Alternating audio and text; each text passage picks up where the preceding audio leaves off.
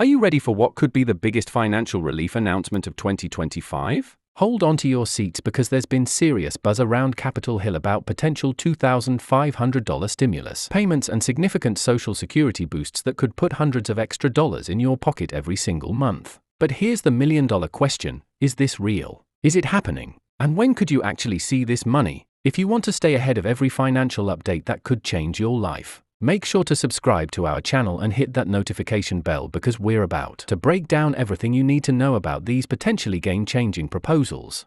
Let's dive straight into what's actually happening with stimulus discussions in 2025 because there's a lot of misinformation floating around out there, and you deserve the truth. While there have been various proposals and discussions about additional economic relief payments, we need to separate fact from speculation. The reality is that as of now, there is no confirmed federal legislation that has passed both houses of Congress authorizing $2,500 stimulus checks with a specific June 8 payment date. However, that doesn't mean the conversation isn't happening, and it doesn't mean we should ignore the very real economic pressures that millions of Americans are facing right now. What we do know is that there have been ongoing discussions among various lawmakers about additional economic relief measures. Some proposals have suggested payments ranging from $1,200 to $2,500 per eligible individual, but these remain in the proposal stage. The challenge with stimulus payments is that they require significant bipartisan support and must be funded through the federal budget process. Unlike the COVID-19 stimulus payments that were passed during a national emergency, any new stimulus measures would need to be justified by current economic conditions and would face the typical legislative hurdles. Now, let's talk about Social Security because this is where we actually have some concrete information that could affect your monthly benefits. The Social Security Administration has already implemented important changes for 2025, and there are additional developments that could boost payments for millions of recipients. The most significant recent change comes from the Social Security Fairness Act, which eliminates the windfall elimination provision and government pension offset that previously reduced benefits for over 3.2 million people who receive pensions from work that wasn't covered by Social Security. This change could mean substantial increases for affected teachers, firefighters, police officers, and other public servants who were previously penalized for their service. The standard cost of living adjustment for 2025 increased Social Security benefits by 2.5%. Which translates to an average increase of about $50 per month for retirement beneficiaries. While this might not seem like the $620 boost mentioned in some headlines, the actual impact varies significantly based on your individual benefit amount. For someone receiving the maximum Social Security benefit, this increase could indeed approach or exceed $100 per month. And when combined with the elimination of WEP and GPO for eligible recipients, some people could see much larger increases. Here's something crucial that many people don't understand about how these financial relief measures actually work. When we hear about stimulus checks or benefit increases, the devil is always in the details. Eligibility requirements, income thresholds, timing of payments, and the actual legislative process can completely change what these proposals mean for your personal situation. For example, previous stimulus payments had specific income limits. If you made too much money, you didn't qualify for the full amount or might not have qualified at all. The speculation about June 8 payment dates appears to stem from various online sources and social media posts, but there's no official government announcement supporting this specific timeline. In fact, if new stimulus legislation were to pass, the implementation timeline would likely be months, not weeks, given the complexity of setting up payment systems and verifying eligibility for millions of Americans. We saw this with previous stimulus payments, where there were often delays and technical issues even with established systems.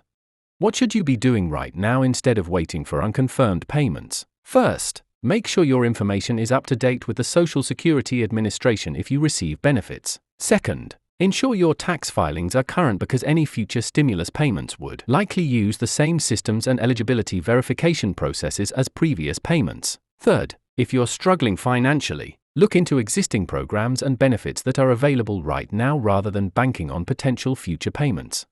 The conversation around additional economic relief is happening because many Americans are still facing significant financial challenges. Inflation, while it has cooled from its peaks, has still increased the cost of basic necessities. Housing costs remain elevated in many areas, and many families are struggling to keep up with everyday expenses. These are the real economic conditions that lawmakers are responding to when they propose additional relief measures.